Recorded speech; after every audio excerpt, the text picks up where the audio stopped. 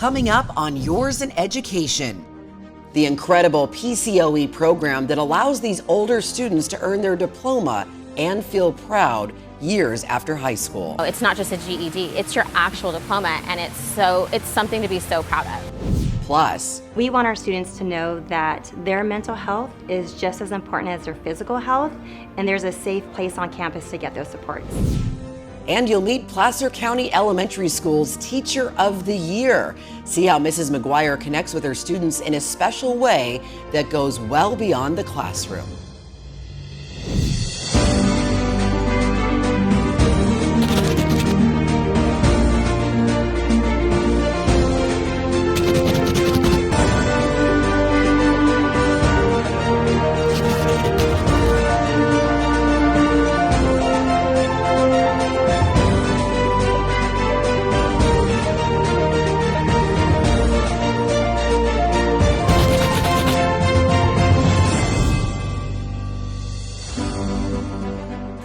Hi there, and welcome to Yours in Education, brought to you by the Placer County Office of Education.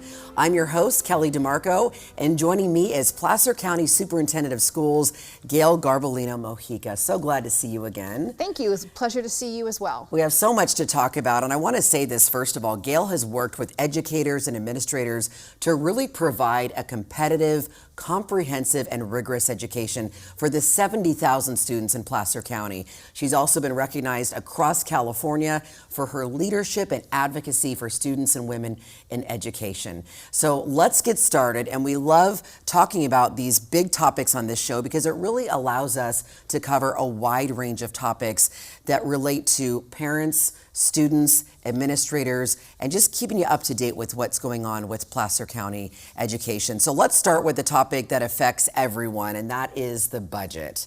So tell me a little bit about how this works. I know you know the ins and outs of the budget pretty well. So in California, we fund the majority of public education through Proposition 98 funding, which is a portion of the state's general fund budget. I think it's important to note that in the state of California, there are three main streams of revenue that come into the state general fund. That is personal income taxes, corporate taxes, and sales tax. And those three revenue streams determine what is the size of the state general fund. And then at that particular point in time, Proposition 98 formula comes in, and public education usually receives between 40 and 44% of the state's general fund. And it's the Proposition 98 that was passed by voters in 1988 to set a minimum floor of public education funding. How does this really affect schools and students? I mean, obviously, the more money, the better, but how does it really impact them?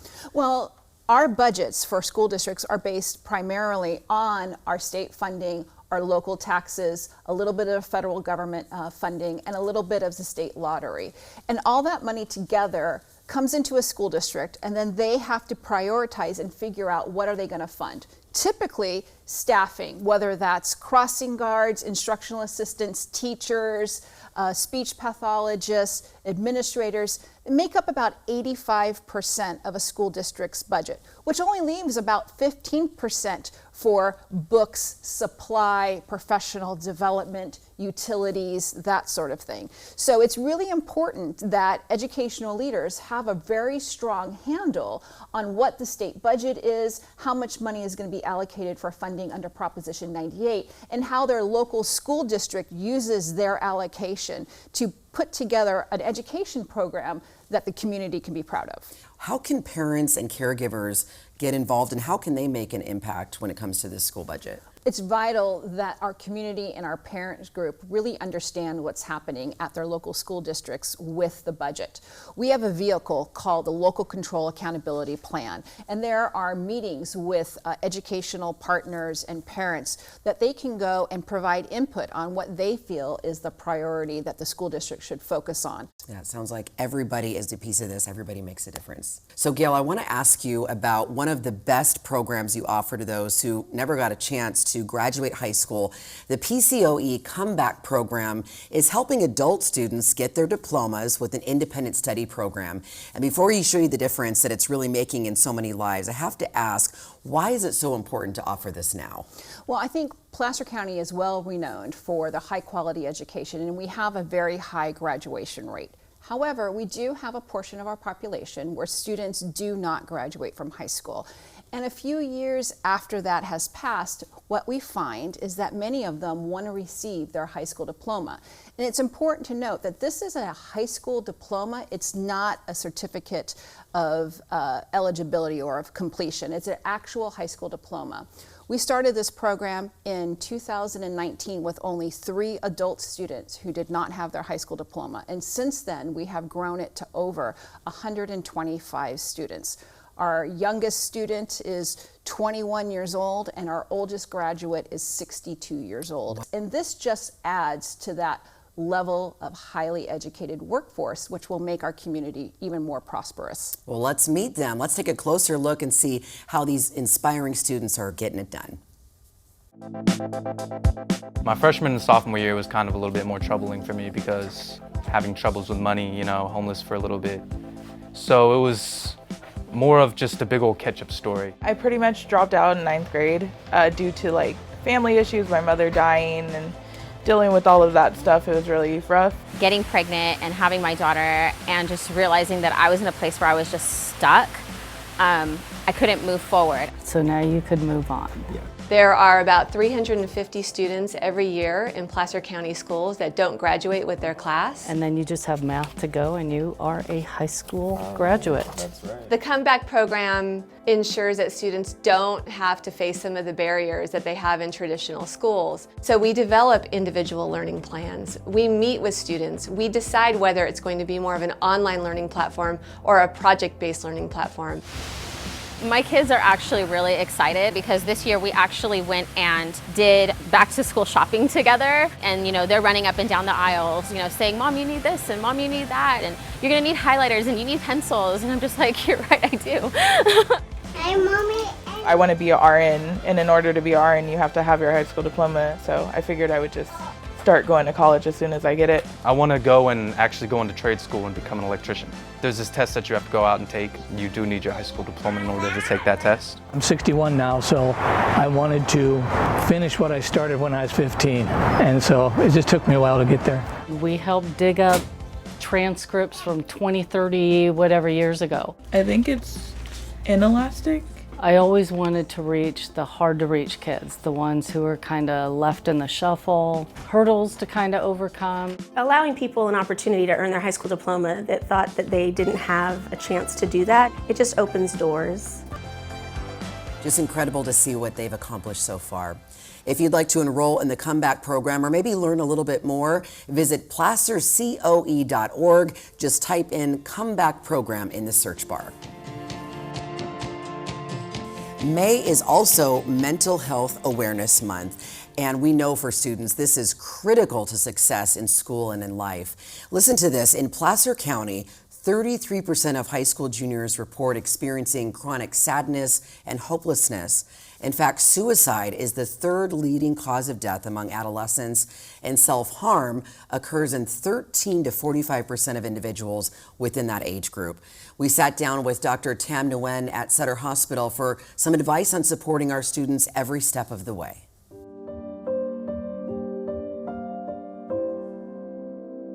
And mental health impacts all of us in personal ways and through friends and family that we have. What we do know is mental health conditions emerge before the age of 24. There's an increased rise in the prevalence of mental health disorders, with as many as 1 out of 5 kids in the U.S. being impacted by it a year.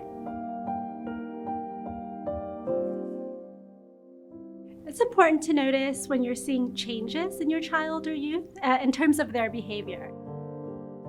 What was their norm? Are they acting outside of that? For some youth that generally are much more outgoing, if you begin to notice they're retreating or withdrawing, talking or engaging with you a little less. Most children and youth who are experiencing symptoms of anxiety and/or depression may show sleep challenges where they're sleeping more than usual or much less than usual. Their patterns of eating have also changed, and their level of activity and engagement with their friends and social network has also changed. And if you notice that it's happening for an extended period of time, a little bit over 2 to 4 weeks, and there's not a specific event that might have led to those changes.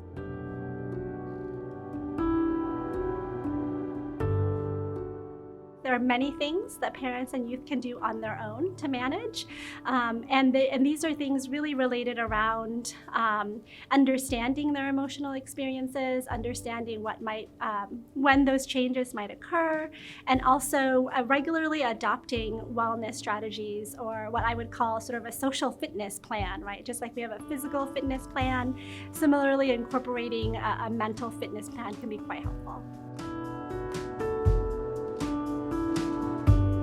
Outside of the home setting, kids spend most of their time in the school setting. So it makes the most sense that we bring services to where the kids are. They can go in there and talk to someone, get more information and resources, and get services in real time.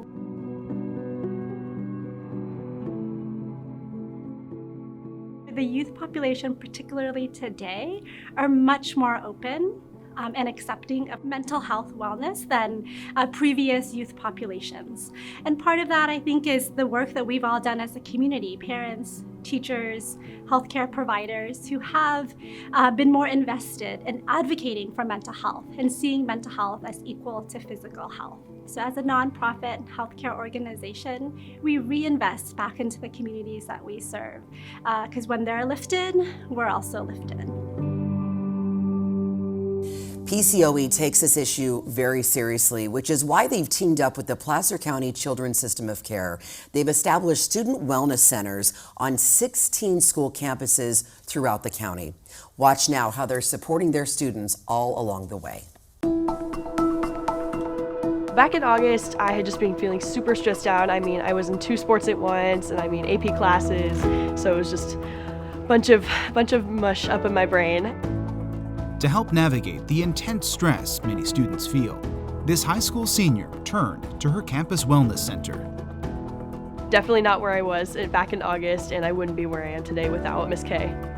It's so important to talk about mental health. I mean, we all have mental health, right? We all have good days, we all have bad days, but we want our students to know that their mental health is just as important as their physical health, and there's a safe place on campus to get those supports. Wood Creek High is one of 10 schools in Placer County with grant-funded wellness centers, a partnership with the Placer County Office of Education and the Placer County Children's System of Care.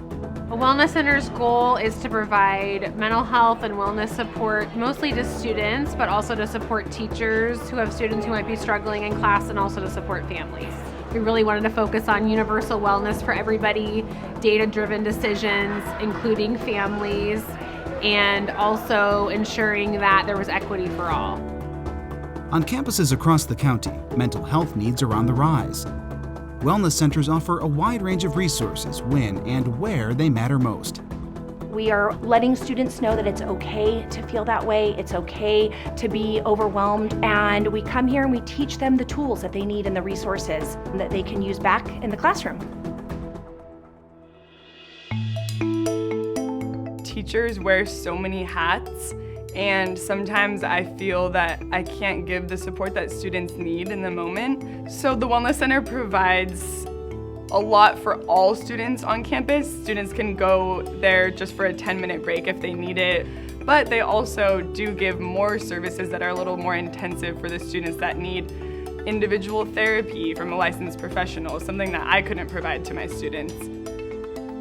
I'd have to say that our biggest benefit for the Wellness Center is just that our students know that we care and that we are here to provide them that support. We are going out during lunchtime and we're doing mental health awareness activities with our students. We're visible on our campus so students know that it's a safe place to come. We come together. The Wellness Center is part of our team. There's lots of conversations with all staff members, sometimes with community-based organizations, and we really can wrap our arms around the complete student. It's very transformative because Placer County realized that not only do we need to help on social emotional with students on campus, but we also need to go home through home visits to create a strong foundation at home. So I think that the impact is huge, but we need to continue to grow the Wellness Center supports, not just at the high schools, but again, all the way down. We're seeing more and more young students struggling with anxiety and struggling with depression. And to get that help at a young age is going to be so beneficial for them. A lot of people do use the Wellness Center, and it's very important to not just me, but to my friends. Being able to communicate your feelings is such an important life skill, and to learn it at such a young age, I think, is just going to be super helpful as they grow up. I really just wish that this was something that was on every single campus throughout the U.S. It's that safe space where you can just go and talk and, like, no strings attached. It's just you go in and you feel safe. And Gayle, I know as a mother yourself, it is critical to recognize some of these signs in our kids. Absolutely. I know that when my children were younger, I paid close attention to their mental health and their well-being. At times, it was more important to me than their academic success. And we want to let you know, too, that if you'd like more resources to support mental health, just take a look at Sutter Health's new program. It's called Scout. Just go to sutterhealth.org/LP/Scout, or visit the National Alliance on Mental Health at NAMI.org. I think one of the things I love about this show the most is how we recognize teachers who've really gone above and beyond for their students. So I am so excited to introduce to you Tiffany McGuire. She is the Placer County Elementary School's Teacher of the Year at Carlin C. Coppin in Western Placer Unified. And then what are we adding? 1/10. Perfect. For me, I'm doing this simply because I love it. What is the place value of the 6? I was a stay-at-home mom for the first 10 years of my kids growing up, and so I didn't start teaching until 5 years ago. I grew up in Placer County, so I'm a product of Placer County education. It had always been a dream for me to come back and teach where I grew up. Where do you think you're going to write your answer? On the answer sheet. As an administrator, she's the perfect person to have on your staff, and as a parent, she's exactly who I would want for my child to have as a teacher. Yes. Oh, Leanne, thank you for that. So we have this card here is number 28. I love the interactions she has with us, and she makes it just so much fun to learn in her classroom. Every day when my kids come into the classroom, I greet them at the door and they get to choose. And they all have different. So some choose to have their own handshake, some choose to have a high five. Many often choose for a hug in the morning. What I love the most about teaching is that I have the opportunity to help kids see success every day in the classroom. There are cards all over the room, okay? So when she teaches us, it feels like we know how to do this, we can get this done. You truly are what we want as a district for all of our teachers to be and for all of our students to have as a teacher. So thank you. Well, I'm just really excited for her being the Teacher of the Year. You can really see how happy her students are having her there. I know you said that you've had interactions with her, and she just sounds like a bundle of energy. She is a bundle of energy, and it's obvious to see how well her children respond to her, and she is a great asset to our county. I think it's important to highlight that May is Teacher Appreciation Month, and we just want to do a shout out to all of our school employees and our teachers. One of the things that makes Placer County so competitively global in our education is that we are able to attract high quality staff, teachers, classified employees. And Tiffany is a great example of the caliber of teacher that we have here in Placer County. Well, we can't wait to share more teacher profiles with you and highlight the work being done in Placer County schools that you may not even be aware of. So coming up on our next episode, we are going to talk about career technical education. We're taking a little trip to the Lincoln High School farm and the woodshop class at Placer High School. Thank you so much for watching Yours in Education, brought to you by the Placer County Office of Education.